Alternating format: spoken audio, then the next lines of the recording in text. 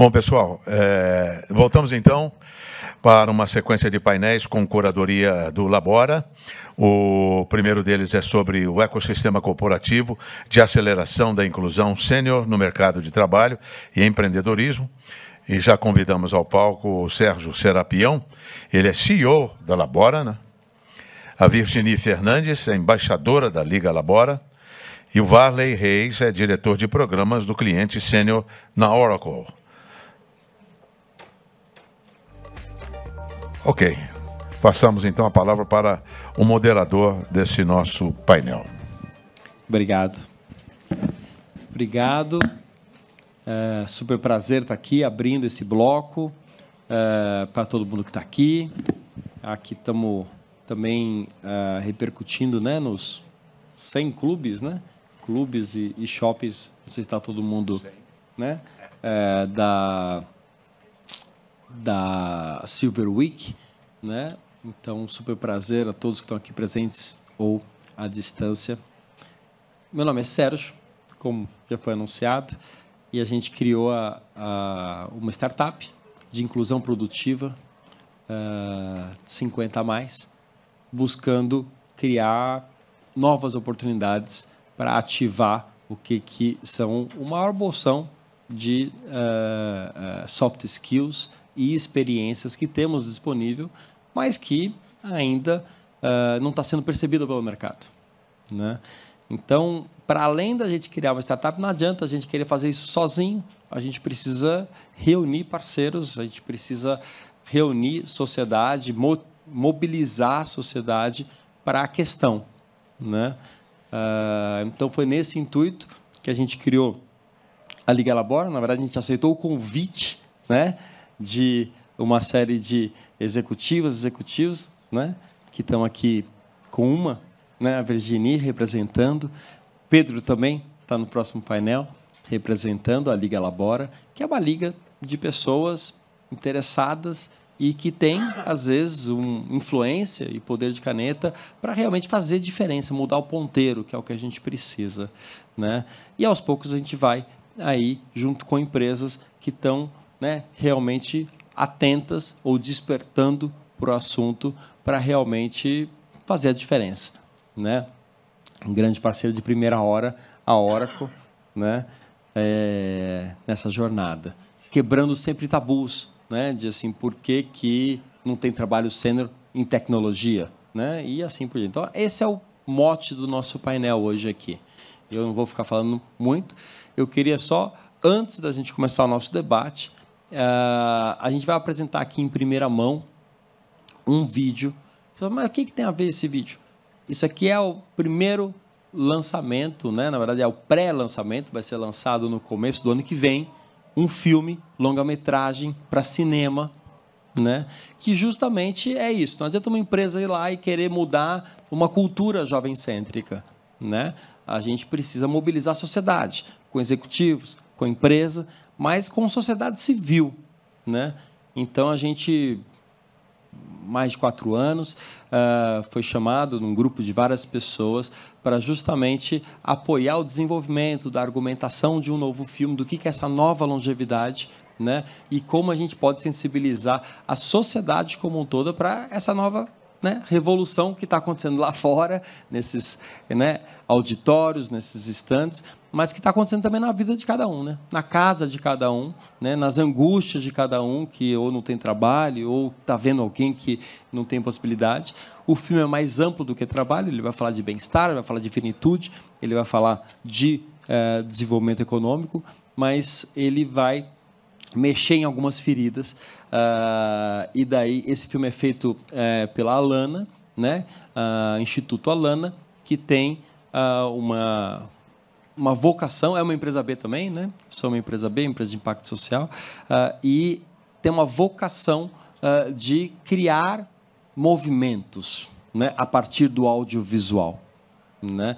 Então, já fez movimento em primeira infância, ressignificando, né? Amazônia muito, e agora está entrando nesse movimento de longevidade, né?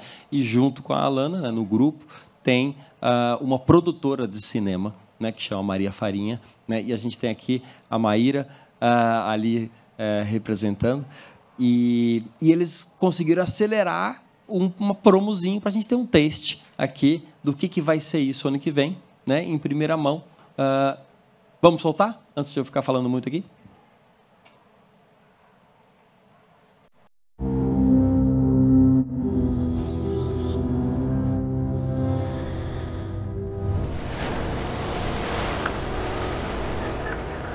A coisa mais importante deste século vai ser envelhecimento. 2050, a pirâmide populacional, ela vai estar invertida. Nós vamos ter mais idosos do que crianças e jovens. E o que é que nós, enquanto política pública, estamos fazendo para poder cuidar dessas pessoas que a gente trabalhou tanto para viver mais, mas é viver mais ou viver com qualidade? Eu quero acrescentar vida aos dias ou eu quero acrescentar simplesmente dias à vida? Eu acho que esse negócio de envelhecer, né, é engraçado porque quanto tempo tem uma longevidade? Quanto tempo tem uma vida inteira? Será que tem a ver com o tempo cronológico? Quem é que envelhece, como e o que é longevidade para quem? Como falar de longevidade nesse contexto? O primeiro direito ameaçado que nós temos é o direito à vida. Para algumas comunidades, para alguns povos, é uma teima danada, né? A gente resiste por pura teimosia, teimosia, teimosia de viver. O desafio das pessoas negras não é os terrores da velhice, é chegar a envelhecer. Sobretudo sendo homem negro, o desafio é chegar à idade adulta. O desafio é chegar a uma idade de envelhecimento. E o sofrimento humano só é intolerável quando ninguém cuida. Então o sofrimento existe? Existe. Ele é intrínseco ao ser humano. Mas o sofrimento, ele não pode ser normalizado. A minha sensibilidade me ajuda a conferir proteção a esse sofrimento. E se eu não consigo tirar o sofrimento dele, eu consigo deixar ele forte para dar conta de passar por isso. Você não está sozinho, eu estou com você. Eu te ajudo a passar por isso. Eu não posso passar por você, mas eu posso passar com você. Posso passar junto. Tem realmente um lado cruel das pessoas serem deixadas de lado por serem consideradas velhas. Porque tem muita empresa que já trabalha toda essa questão de diversidade e inclusão há muito tempo, né, de gênero, racial, LGBT, de pessoas com deficiência, só que é todo mundo jovem. E aí eu vou lá e falo para eles, olha, essa diversidade que vocês trabalham é muito importante, só que se for todo mundo jovem, de alguma forma eles vão pensar parecidos, porque são da mesma geração. Nós estamos com essa dádiva de poder viver mais. Ela precisa ser melhor aproveitada. Preencher esse presente com qualidade. Vamos fazer com que aquele presente seja intenso, seja feliz, porque é aquele instante. Reconhecer o quão extraordinário é a sua experiência de existir. Por muito que isso seja transitório, por muito que isso seja penoso, por muito sofrimento, né, que se revista, por tudo. Mas viver é algo extraordinário.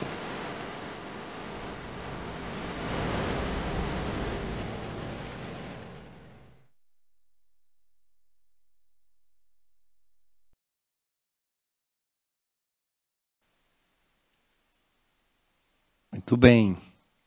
Essa é a intenção, né? É reunir os diferentes pontos de vista para a gente realmente fazer uma diferença na comunicação, né? Nas empresas, nos profissionais. E para começar nosso debate, Virginie, fala um pouquinho. Quem é Virginie? Como é que você chega aqui? Por que estamos fazendo isso aqui, né?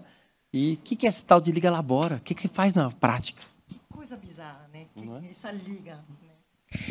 Muito feliz em estar aqui, muito obrigada pelo convite. Eu sou uma executiva de recursos humanos e Liga Labora foi construído, na verdade, a nossa união começou em 2020, no início da pandemia. Eu sempre gosto de de voltar a essa história, porque percebemos o quanto éramos privilegiados, né, como executivos de grandes organizações que estavam sendo preservados durante a pandemia, e fizemos um trabalho muito espontâneo de falar queremos participar em algum projeto de impacto social na sociedade brasileira. Começou por aí. Estou olhando para Pedro, que é embaixador da Liga Labora, que esteve nessa viagem desde o primeiro dia. E nessa viagem começamos a pesquisar as necessidades da sociedade brasileira e pensando sempre, gostaríamos de participar de um projeto onde a nossa função, a nossa experiência como RH possa ser alavancada, por mais que como estaremos entrando nesse projeto como pessoas físicas, isso deixamos muito claro. E aí, pesquisando, percebemos que existia uma frente de trabalho que, para nós, era muito interessante, muito importante, e que, na época, quase não se falava, que era a frente dos seniors, da inserção dos seniors no mercado de trabalho. E, muito rapidamente, percebemos também que, como executivo de RH, precisávamos nos apoiar numa organização já existente que tivesse uma visão comum conosco, e que nos ajudasse a dar tração à nossa visão, aos nossos projetos. Então, pesquisamos algumas organizações no mercado e chegamos no Sérgio, né? Com a Labora, Sistema B, compartilhávamos ao mesmo tempo essa dupla maravilhosa que é idealismo por um lado e praticidade e impacto por outro lado.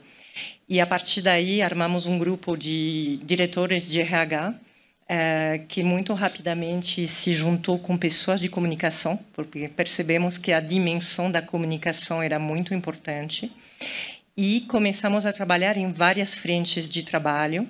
Falando em comunicação, né, uma primeira frente foi criar esse conceito maravilhoso da Liga Labora, que é uma liga de executivos de RH que estão presentes como pessoas físicas para apoiar tanto na organização deles, quanto no mercado, quanto na vida, como você mencionou, Sérgio, na vida pessoal também, uma causa que nos anima 24 horas, não só nos dias de trabalho.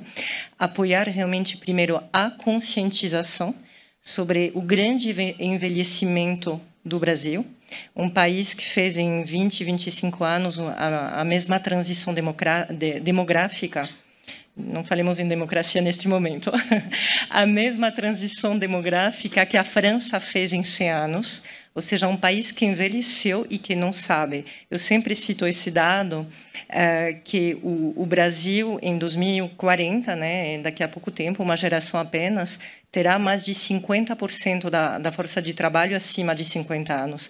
E hoje não existe um diretor de RH que saiba disso, exceto aqueles da Liga Labora, exceto aquelas organizações, né, que trabalham já no tema há muito tempo. Então, esse trabalho de conscientização, o primeiro. Temos como objetivo, claro, que conseguir criar posições de trabalho para 50 mais. Muitas organizações que são representadas por esses diretores de RH já estão trabalhando concretamente com a Labora ou sem a Labora, nesta inserção dos 50 mais, com vários programas. E temos também uma frente de trabalho de conexão e de educação dos seniors, com programas de mentoria para os seniors, que tem vários formatos. Também tentamos conectar as organizações do nosso ecossistema nas palestras da Labora, nos nossos grupos, para criar um ecossistema de práticas, porque sabemos que o mais importante é dar o primeiro passo, se conectar com organizações que já fizeram esse caminho e, a partir daí, conseguir realmente começar a ter um impacto.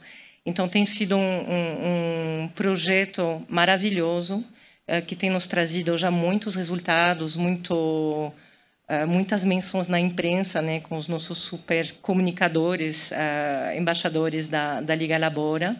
E hoje estamos no momento que queremos abrir esse grupo ainda mais para ter mais impacto. Então, quem estiver aqui presente e souber de pessoas físicas ou jurídicas que queiram se conectar, se tornar embaixadores ou aliados da causa, ficaria muito feliz se vocês quiserem se conectar comigo.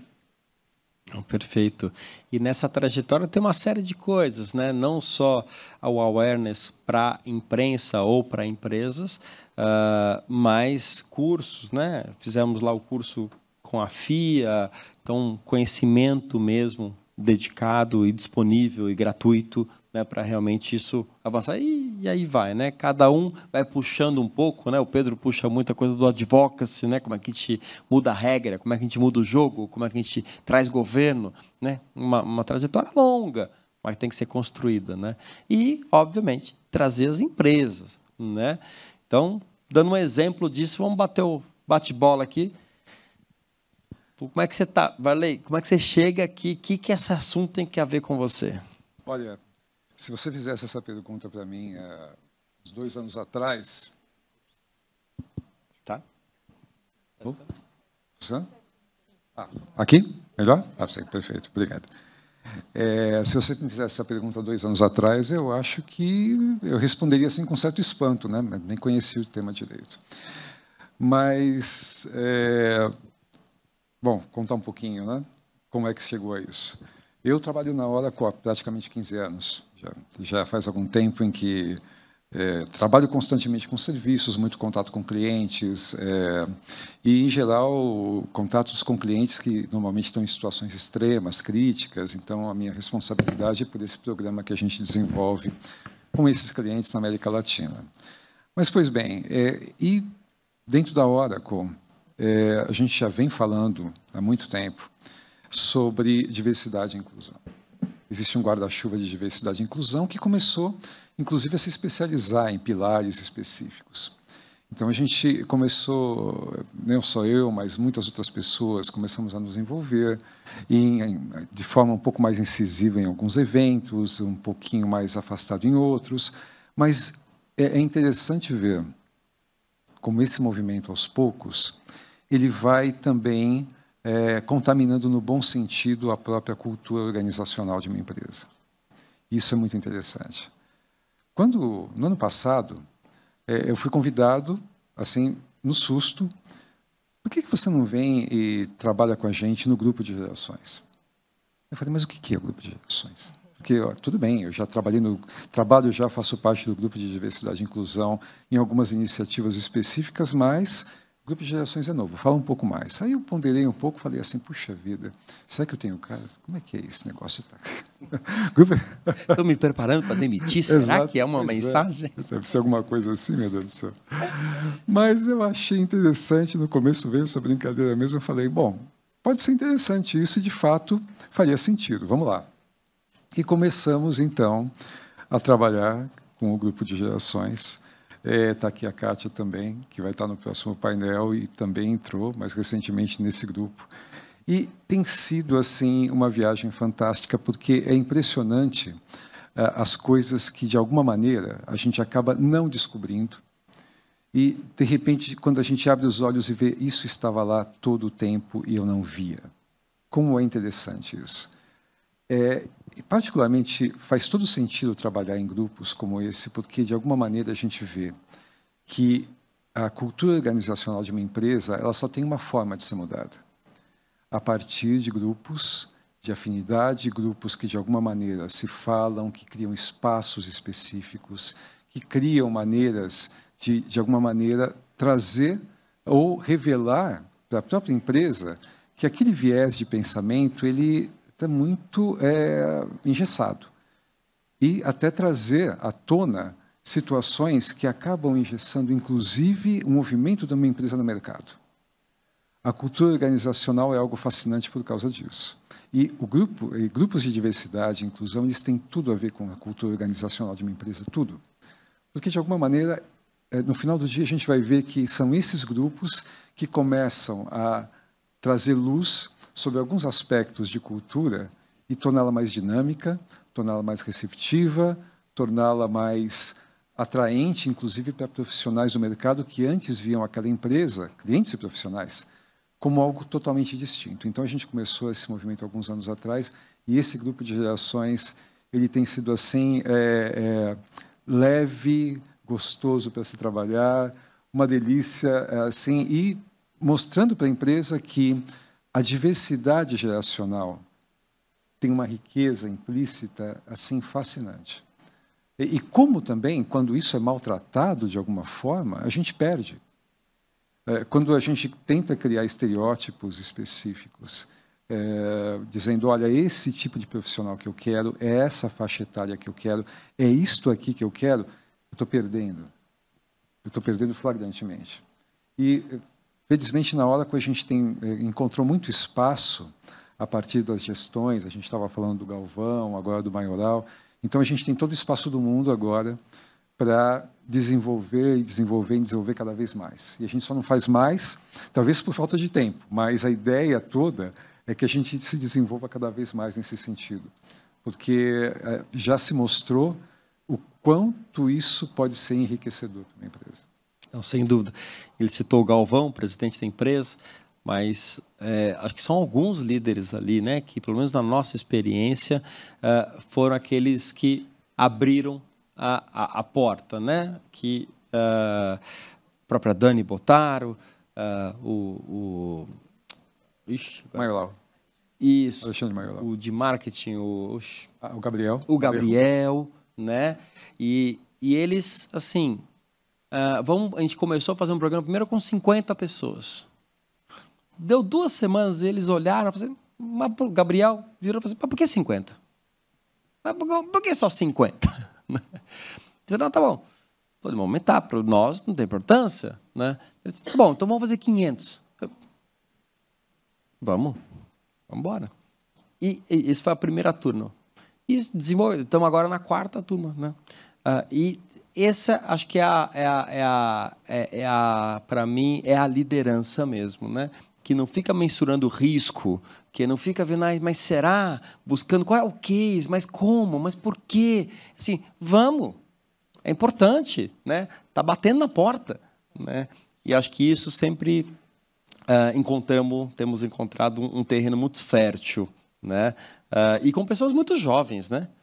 Porque os dois são o quê? Menos que 40, talvez. Menos 40. Menos que 40. Então, assim, e é uma sensibilidade difícil, né? A pessoa que está ali nos 30 e pouco fala assim, nossa, não, vamos trazer Sênior aqui, né? Uau! Então, acho que foi uma coisa... E eu lembro que a gente fez uma live com o Galvão e ele toca, né? Ele adora tocar violão nas coisas, tudo. E ele chegou um pouco atrasado, enfim, presidente da empresa, tal... E, né, tá tudo certo. Daí não tinha começado a live ainda. Ele virou pra gente e falou assim, olha, vou confessar, eu tô nervoso pra caraca. Amor, por quê? Eu não sei o que eu vou esperar. Esses caras não tem nada para ensinar e para falar nessa live, eles aqui vão me ensinar. E ele estava nitidamente nervoso. E a forma que ele encontrou para... Fica tranquilo. Ele falou assim, eu posso tocar um violão? E foi maravilhoso, porque ele começou, era uma live para apresentar a empresa, para apresentar o programa, e não sei o quê. Ele falou, gente, eu vou tocar um violão aqui. E o pessoal assina é live, tudo, né? Aqueles quadradinhos, aquela coisa bem informal, bem fria, né? Desses tempos de Covid que a gente está vivendo. E, de repente, ele começou a tocar e ele começou a ficar mais à vontade, né? E já quebrou o gelo. O pessoal já começou, né, também a discutir. Assim, foi maravilhoso. E ele dá para perceber, ele saiu leve daquilo. Ele falou, nossa, foi a primeira vez que eu fiz uma experiência assim tão diferente com o público 50 anos. Foi incrível. Então, assim, não é uma coisa... nitidamente é algo de 2 mãos mesmo, né? Ele estava nitidamente aprendendo muito ali, né? Era uma experiência para ser vivida, né? Muito prazerosa, acho que para todo mundo, e todos saíram nessa mesma situação. Esse é um ponto, Sérgio, assim, que é bem interessante, como a gente percebe. Você falou em são 2 mãos, né? E exatamente isso que a gente percebe. Quanto mais a gente dá, a gente recebe também nesse aspecto. E esse espaço de autenticidade que se criou, você deu um exemplo bem interessante. O Galvão trouxe exatamente isso para essa circunstância que você mencionou. Mas é aquilo que a gente procura fomentar, porque o espaço de autenticidade faz com que as pessoas tenham voz, independentemente da geração. Então, quando as pessoas se sentem cerceadas nesse sentido, assim, tolhidas e tal, será que eu devo falar, será que eu não devo falar? Seja qual for o espaço, uma reunião interna com o cliente, etc., mas quando ela representa, traz os valores dela, ela não deve ter medo nesse sentido. Então, a gente procura levar isso adiante. Olha, não tenha medo de ser quem você é. É claro, sempre existem os organizational awareness, etc., mas as pessoas devem se sentir à vontade justamente nesse aspecto, e esse exemplo é o mais interessante e emblemático deles nesse aspecto. Foi muito interessante. Sim. Sim. Tá bom, obrigado. Virginie. Eu só queria fazer um comentário sobre essa experiência incrível, né, que vocês tiveram, e sobre o seu comentário do fato que um relacionamento de duas mãos. E eu, pessoalmente, junto com outros embaixadores, profissionais de RH, quando ajudamos a fazer sessões de mentoria com seniors da Labora, percebemos duas coisas. Primeiro, o quanto era importante quebrar paradigmas, porque por mais que a gente estivesse engajado nessa causa, eu pessoalmente tinha, nem vou falar dos outros, mas ouvi esse relato de muitas outras pessoas, algum tipo de modelo mental que falava, talvez depois dos 50 está no mercado de trabalho, porque existe algum problema de atualização, porque não fala idiomas. E por exemplo, nesses grupos encontramos pessoas ultra empreendedoras que passaram pelo universo corporativo, empreendedor, que falam idiomas, que trabalharam fora, que têm uma super tecnicidade tecnológica, né? E aí foi uma grande surpresa de falar, uau, ou seja, quanto capital humano está sendo desperdiçado. Isso foi o primeiro learning. E o segundo foi que essas sessões de mentorias, onde essencialmente ouvíamos eles e tínhamos uma muito rápida e fácil mediação de uma conversa, nos deixavam com um aprendizado tão grande desse público, um aprendizado tão grande também sobre como construir as nossas carreiras, sobre como fazer justamente para que essa população seja cada vez mais inserida nas organizações, ou seja, o primeiro passo é manter esses seniors dentro das organizações. Então, é super legal inseri-los, que é um trabalho fantástico que estamos fazendo, que a Labora está fazendo, mas como RHs, como fazer também para que eles fiquem dentro das organizações. E essa gratidão, né, que a gente tem é porque realmente eles nos abrem o coração, eles nos abrem todas as dúvidas, que eles têm as fragilidades, e essa palavra que você usou é um espaço de troca muito autêntica, que nem sempre temos nas organizações. Isso tem sido muito valioso para nós. É verdade. Não, e esse é um dos principais paradigmas a serem quebrados, né? A gente nota, de alguma maneira, e nós trabalhamos muito com as linhas gerenciais também, para que eles percebam muitas vezes que esses bias que existem, de querer ouvir do outro aquilo que seria a própria voz refletida, é assim uma coisa assim que acaba tornando, encurta muito, né, o desenvolvimento ou mesmo as ideias. As ideias ficam muito curtas nesse aspecto, porque fica um espaço, as pessoas tendem a confundir um espaço seguro com aquelas ideias que já são conhecidas de alguma forma, e perdem a oportunidade de dar voz a outras ideias totalmente diferentes e considerá-las, porque acham que assim vão se colocar em risco. Mas é um risco delicioso para ser tomado, na verdade, porque é justamente esse risco que a gente precisa, principalmente em grandes organizações, para usar mais, para perseguir caminhos como esses e para se reconhecer e ser reconhecido pela sociedade dessa forma. Que é o que a gente tem vivido, como que a gente cria esses ambientes novos, né, de introdução, de inclusão, de reinserção no mercado, ao mesmo tempo com todos os desafios que as empresas têm, porque a conta chega e, enfim, como é que eu posso fazer? Mas acho que a gente tem que resgatar, né, 20... O pessoal de RH vai saber melhor do que eu, né, mas assim, 20, 30 anos atrás, surgiam ali os programas, né, de estágio, de trainee, né, jovem aprendiz, tipicamente programas de entendendo que tem uma população que está numa transição, que tem ativos e desafios, vamos criar um programa específico e um ambiente de troca que, para eles, favoreciam a engrenar junto com os demais. Então, acho que este é o grande momento que vivemos, é criar algo assim para 50 a mais, né? E que programas são esses? né? E acho que esse é o grande desafio. Seja o programa que tem desenvolvido com a Oracle de reinserção de sêniores numa nova profissão a partir dos 50 anos. Né? Assim, uau, como não? Você nunca programou? Não, nunca programou. Vai lá, vai no One, tem um programa One, que era feito só para jovem. Eu falei, não, por que só jovem? Né? E daí a Dani Botaro foi lá e abraçou, e falou, não, vamos fazer. E daí o outro multiplicou. Né? E aqui é a mesma coisa. Como é que a gente cria um ambiente que, assim, antes mesmo da empresa, essa pessoa, ela, com as suas fragilidades e potências, também está precisando de um apoio, de uma mentoria. Né? Então, junto com todos os embaixadores do Ligabora, a gente foi percebendo que momentos eram esses. Então, tem aquela pessoa que acabou de chegar na plataforma, ou seja, acabou de entrar lá no site, Labora, o que é isso? Tipicamente, talvez esteja mais fragilizada, talvez esteja perdida, talvez não sabe. Então, é um tipo de mentoria que é o que a gente tem focado. Né? Tem um outro tipo de mentoria, que é aquela pessoa que já passou por um reskilling, por uma requalificação, que está entrando num processo de onboarding e que tem uma outra demanda ali, porque não está mais fragilizada tanto, tem outras questões, mas que tem um outro tipo de mentoria, de apoio, de espaço que tem que ser construído. Então, acho que esse é o grande desafio, né? Quais são esses espaços e quais são, não olhar só as fragilidades, mas as potências que temos ali disponíveis na frente de nós, né?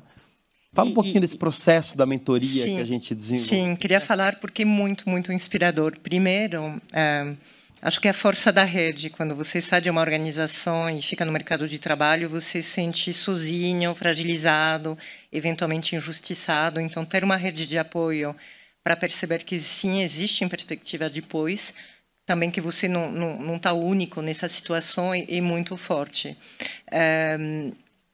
Temos feito assim um processo ano passado que foi bem interessante de ressignificação, com todo um trabalho sobre o luto de uma fase corporativa da vida, sobre a criação de um novo projeto, sobre o desenvolvimento de networking, que sempre é algo bastante comum à maioria das pessoas também que estão nessa situação de perceber que talvez houve muito foco numa empresa dada e que o networking não foi necessariamente ativado. Então, tem tido vários conselhos técnicos, mas o mais interessante, mais importante mesmo, tem sido que eles percebam entre eles e com a mediação dos mentores as forças que eles têm, a capacidade de resolução que eles têm, ir realmente construindo a autoestima, que é a parte mais importante. E o muito bonito, em várias sessões de mentorias, quando por alguma razão de disponibilidade de agenda não tinha suficientes embaixadores presentes, né, os membros mais seniors desse grupo têm feito mentoria dos colegas que acabavam de chegar, né? Que orgulho também de perceber o quanto você já consegue, na verdade, ser um farol para os colegas que estão assim começando esse caminho, que esperamos que seja um caminho curto. Então, tem sido um trabalho realmente de resgate da autoestima muito bonito. Sim, sim. E como a gente está falando aqui de novos convites, novos engajamentos, esse é um, né? Ou seja, tem um embaixador que está ali pensando, embaixador, pensando em como que a gente abre espaço na imprensa, como que a gente cria cursos, como que a gente cria mentoria e ajudar. E tem voluntários que ajudam, assim, por um dia, por 2 dias, por 3 sessões, né? Nessas mentorias, por exemplo, né? E que o que a gente tem aprendido que é fundamental para o processo da empresa para entender as dores, que às vezes é um público tão distante, né? E daí, como você estava falando, né? Começa a ver, nossa, poderia ser eu, né? Poderia ser meu irmão que está ali, né? Não é distante, né? E isso vai trazendo um aprendizado maravilhoso. A gente nota que, do outro lado, olhando um pouco como a empresa se torna receptiva nesse aspecto. Então, preparar as pessoas dessa maneira é fundamental justamente para que elas se ressignifiquem, né? Isso é fascinante. Porque existe esse aspecto do temor da ressignificação, do temor de achar que não tem mais o direito de encontrar ou escolher um novo caminho. Então, desmistificar isso daí, de saída, já é importantíssimo. E do outro lado, trabalhar a cultura de uma empresa para que ela se torne um ambiente receptivo e para que ela entenda também a força que existe nesse mercado de trabalho, a força que existe nesse tipo de oferta e como ela pode agregar para a comunidade como um todo. Esse aspecto, e isso é uma coisa que a gente tenta também incentivar. Nós até trabalhamos eventualmente, é um caso interessante que a gente gosta de contar, aqui, uma das últimas sessões, que foi até muito emocionante, né? Fizemos uma experiência ali numa das nossas sessões, nós abrimos para todo o público da Oracle, sessões mensais, apesar das nossas sessões do grupo, etc., tem sessões gerais, e levamos temas específicos. E aí escolhemos levar um tema inusitado. Falamos, vocês já perceberam que a gente tem aqui na mesma família, às vezes, mais de uma geração na mesma empresa? Como será que é o olhar dessas gerações de forma diferente para esse contexto de empresa? Aí escolhemos 3 pessoas, pai e filho, para se representarem ali e trocarem essas impressões. Alguns deles traziam os filhos no Oracle Kids, quando trabalhavam ali. Era uma coisa muito engraçada, traziam uma foto assim, olha, eu estou aqui no Oracle Kids e hoje eu trabalho aqui na empresa, faço isso, isso e aquilo. E eu dizia, então, como é o seu olhar, quando você era pequeno, para essa empresa aqui, através dos olhos do seu pai, como é que você vê agora? E como é que você vê o seu pai como profissional e, ao mesmo tempo, que você também é um profissional da mesma empresa? E esse diálogo ele se tornou assim rico e emocionante ao mesmo tempo, porque a gente percebeu assim de uma forma muito concreta, quase palpável, o valor que existe em diferentes gerações, porque gerações da mesma família naquele caso, e o valor que esses profissionais tinham e como eles se orgulhavam disso. Esse orgulho pelo que faz, até onde chegou e por tudo aquilo que ainda vai fazer, e o orgulho assim de como se vê aos olhos do pai e o pai aos olhos do filho é fascinante. Então, quando a gente leva para trabalhos assim que eu acho maravilhosos, vocês estão totalmente assim de parabéns por isso, para que as pessoas não tenham temor de se ressignificarem. Eu logo remeto a esses pais que têm filhos que trabalham na mesma empresa e como eles se sentem orgulhosos de tudo que construíram a ponto de trazerem os filhos e ainda tem muito que contribuir nesse aspecto. Total. E acho que um dos grandes desafios quando a gente fala de gerações, de diversidade geracional, é justamente que tem uma certa inversão, né? Então, assim, a novidade que a gente tem é mais do que ter 2, 3, 4 gerações ao mesmo tempo, mas é não ter a mesma hierarquia que sempre teve, do mais velho estar lá no alto e o mais jovem estar lá na base. Essa novidade, né? Ou seja, se um sênior saiu do mercado de trabalho e voltou e fez um reskilling, né? Uma requalificação, e está recomeçando, ele está ali com um par de 20 anos, que talvez seja o filho dele, e o chefe, talvez também a idade do filho, né? Então, assim, não quebra essa, né? O mais velho lá em cima, os mais velhos são mais caros, os mais jovens são mais baratos, e essa quebra é que é a grande novidade que a gente tem que começar a se acostumar, né? E queria comentar aqui que é importante também quebrar o paradigma dos RHs, porque dentro dos RHs, não vou contratar essa pessoa, não pela idade diretamente, mas porque pela idade eu imagino que ele vai ter tal expectativa de salário, de título de cargo, nem vou dar uma chance. E a oportunidade justamente das empresas trabalharem com esses seniors nas sessões de mentoria é para perceber que muitos deles querem, nessa fase da vida, um trabalho diferente, um trabalho com um cargo, um salário que vai ser muito diferente do que eles tinham, porque eles têm necessidades diferentes, aceitam trabalhar flexível, eventualmente, part-time, e as empresas, por medo, não abrem essa conversa.